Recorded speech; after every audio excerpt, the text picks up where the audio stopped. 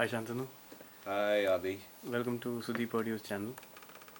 Um, of course, you are a very well-known person in the music industry, but there are many outside Bombay who would want to know you even better. Okay.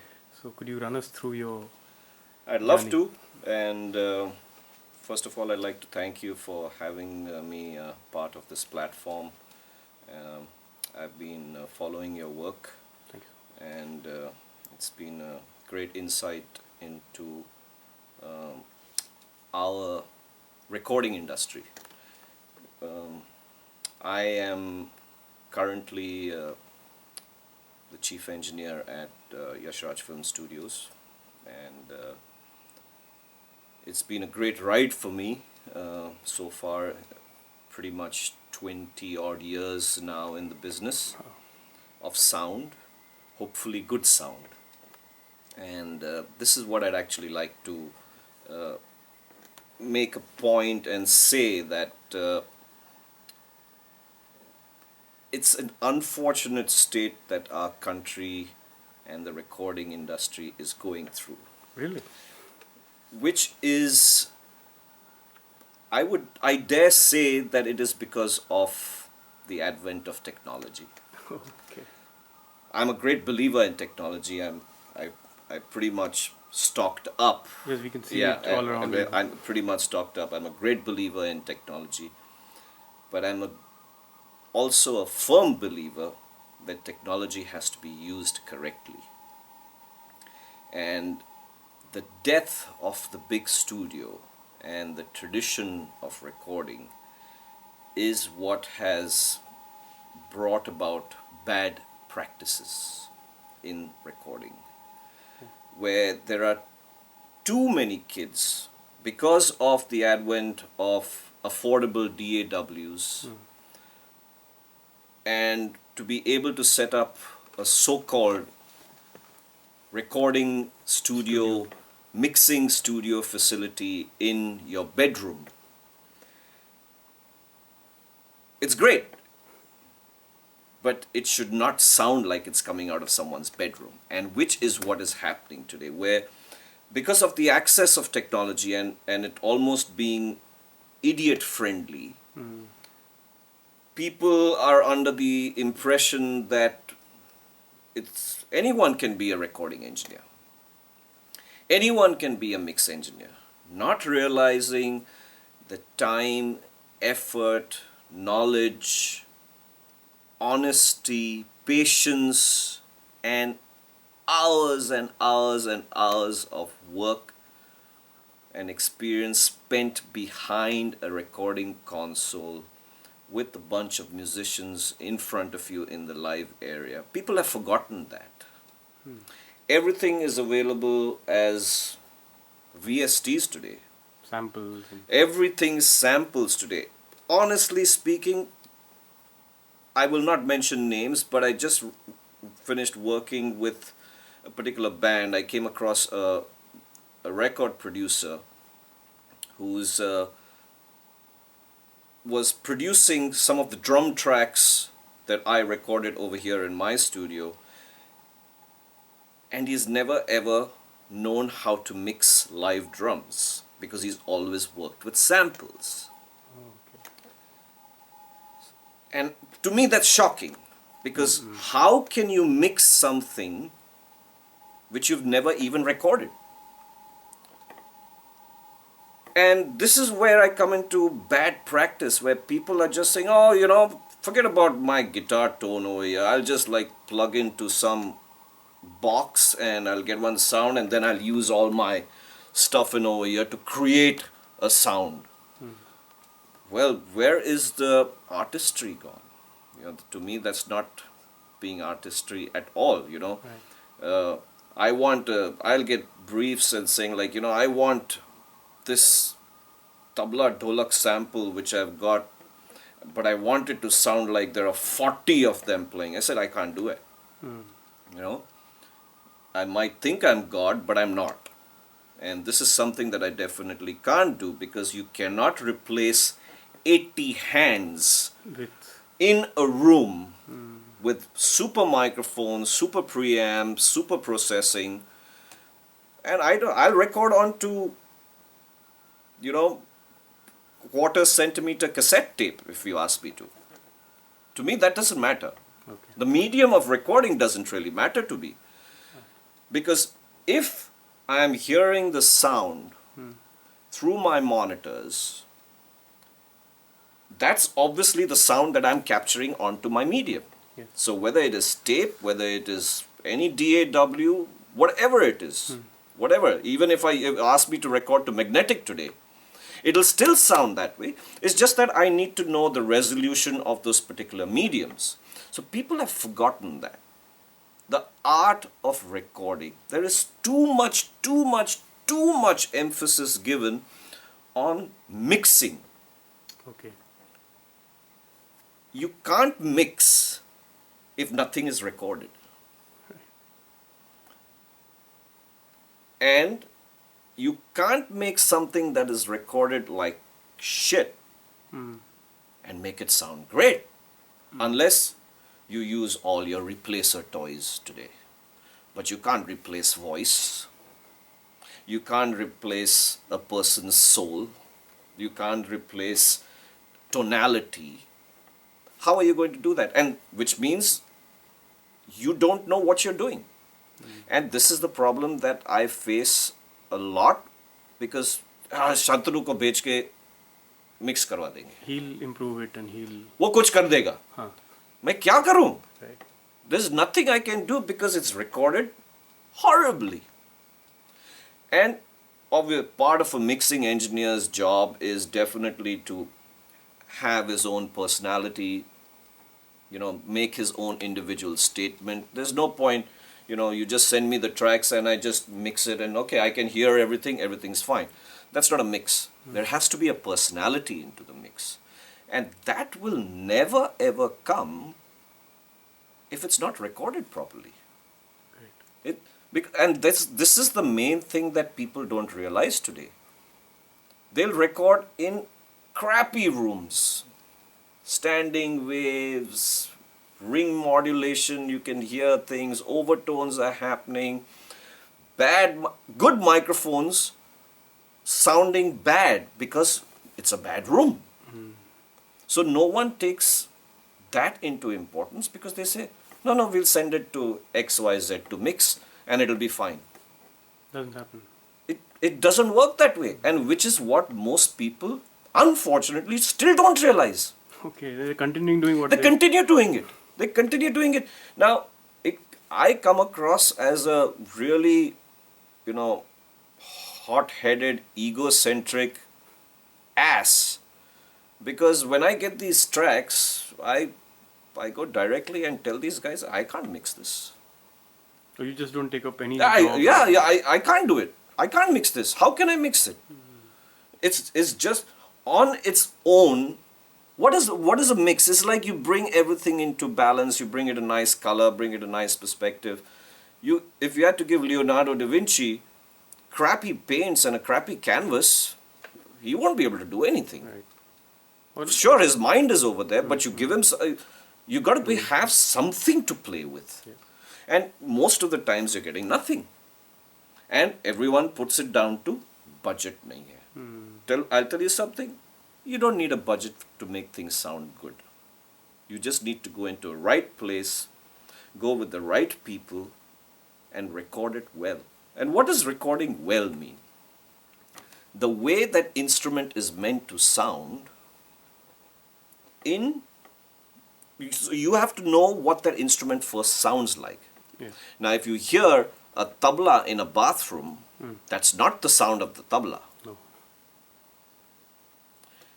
But according to those people, that is the sound. Because they've never maybe. Because heard. they've never ever heard what a proper tabla sounds like. Now, a tabla in the hand of Zakir Bhai is another glorious picture. Yeah.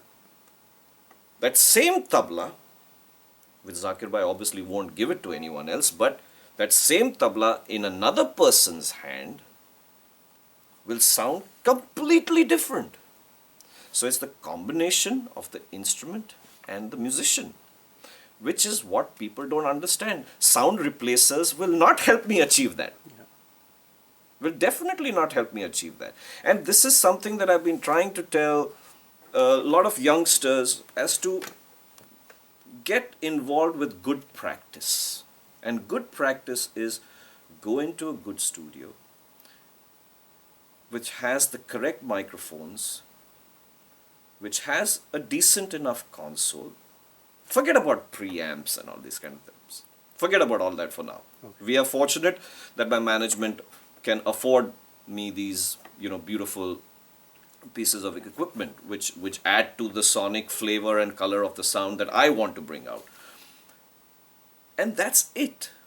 That's all that is required, is to go and record it well. It doesn't cost money to do that. And which is why I keep telling people, first know what that particular instrument needs to sound like. Right. Hear it in the hands of the masters. If you want to hear what a sitar actually needs to sound, go to a concert performance by some of the masters. Now that's a sitar, and that's an instrument in the hands of a master. You want to hear an orchestra, go and hear an orchestra. See what 90% of the people who I work with don't know what a live orchestra sounds like. Right. Honestly. They wouldn't know the difference between a violin and a viola. No, forget about violin, viola. Okay. All they know about is we got Vienna Library. And Vienna Library has got violins, violas, but you have to people write for orchestra in a different way.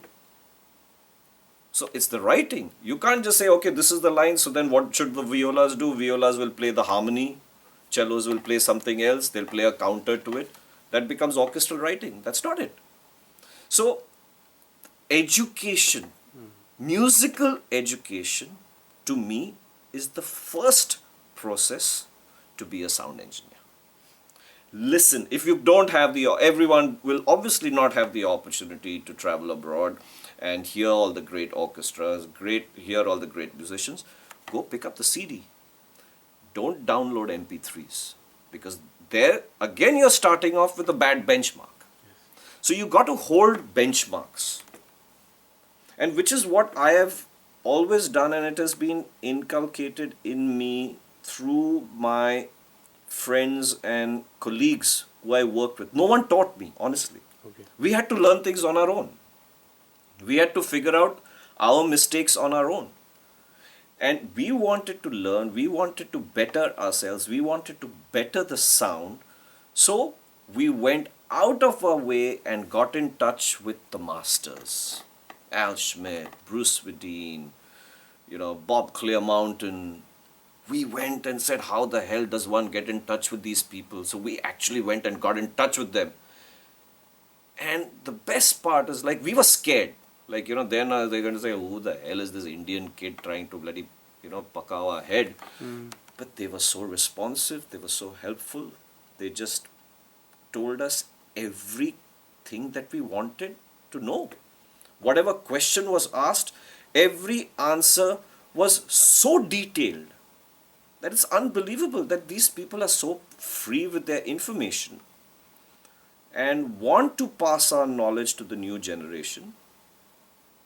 But that culture does not exist in this country. No one wants to share information. Right. No one wants to teach anyone. What are we running in all these recording schools? We are telling you what is capacitance, what is resistance, what is a condenser microphone, All what is a theory. dynamic. It's theory. Fine, theory is really important. Yes. But it has to be backed up by practical training. What studios are these kids learning in? I'm not saying that the SM58 is a bad microphone. It's a very, very good microphone for what it does. I personally don't like it, but it's great for what it does. But you can't record everything with an SM58.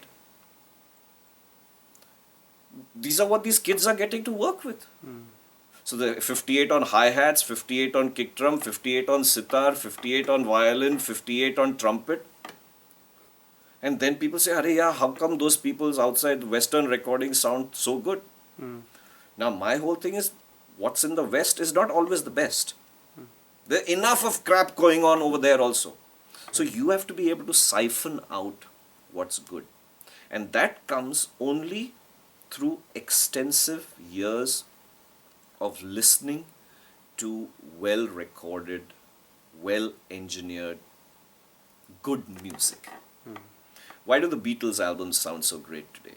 Why do the Jimi Hendrix albums sound so great today? Because they were recorded beautifully. And what were they recording on? 2-track, Not 4-track, even such fancy equipment. 8-track, nothing. Nothing. They had echo chambers. They had no digital reverb units. Exactly. Delays were tape delays, with tapes running all around the room with different points to calculate your delays. You know, your record and playback heads, which is what caused your tape delays and tape echoes. So, I'm not saying go back to those basics. No, my God, if I had to go back to those basics, I'd never finish a recording in a day today. You know, with the way the commerce of the industry is. Yeah. But it's important to know the history. It is very, very important to know the history. And that comes only through your resolve and your passion for what you want to do. Every day when I come into work, every day I come in excited. If that excitement is not there, I am not only letting myself down, I am letting down my friends or my clients who have entrusted their music to me. It's a huge responsibility because in the end, it's their name that's going out on the album. Music written and composed by ABCD. Of course, sure, down below it will be Shantanu Hudlikar engineered, but no one remembers me. Out in the public, it comes music by ABCD, Yes. not by Shantanu. So, it's my responsibility to make them sound good. And that responsibility comes from passion. So without the passion, you got nothing. Without the basics, you got nothing. I'm not saying come to my studio, I can do everything the best. No, not at all. There are enough of places which are good studios. But you cannot record something in cubby holes. Right. If you see the dole is like a really loud instrument, and for example, if you want to record, say it's a single dole that you want to record, what makes that dole sound so big and huge is the air around it, is how much air you're trying to displace. Now if you go into a bathroom sized room, how much air is there? There's nothing. You're only catching very, very tiny early reflections over there. You go to a big room and you hear the difference. It's like, wow, it sounds great in this room. It's like, that's exactly what I'm saying. So it doesn't have to be the size of my room, but you need the volume of air to be displaced for it to sound the way it is. I put a very simple, everyone has this nasty habit, and this is the basic mistake which most recording engineers make, is they will put microphones so close to the instrument that you're getting all these dirty harmonics, which is, you're not supposed to hear it. I'm talking about acoustic instruments.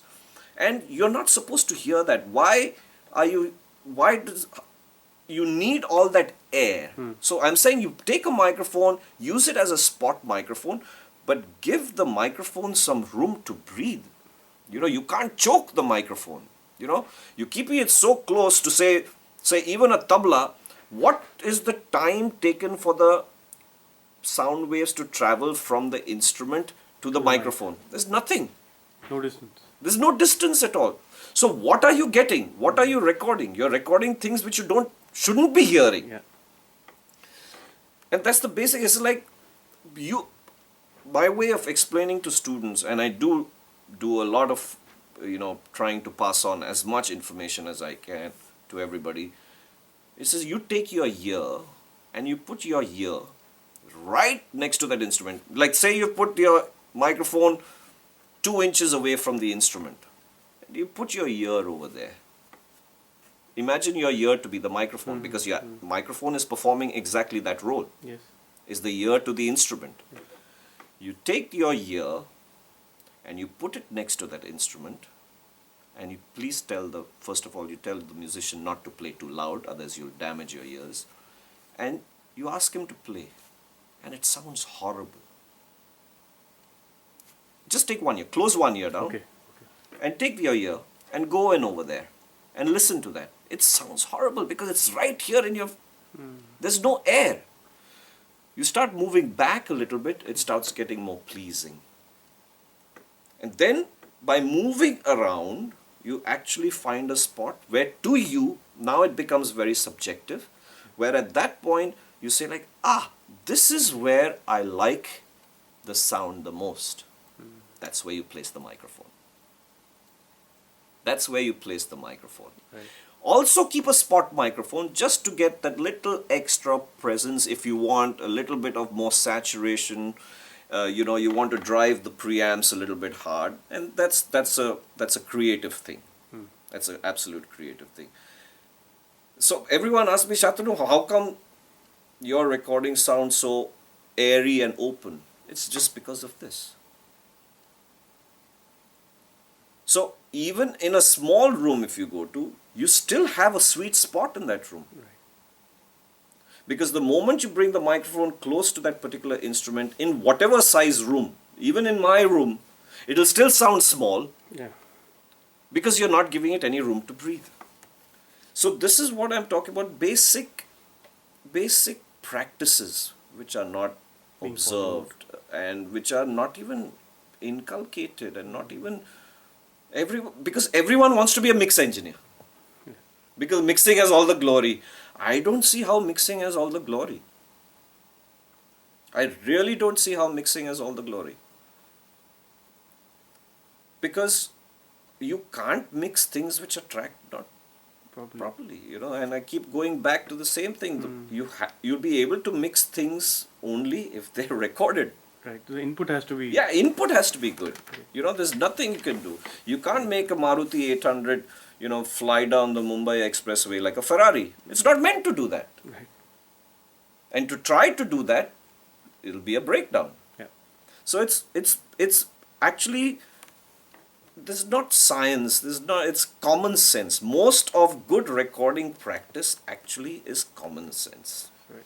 And to please listen to good music, well recorded music, I hate to say so, our film industry is not the best of breeding grounds for good practice.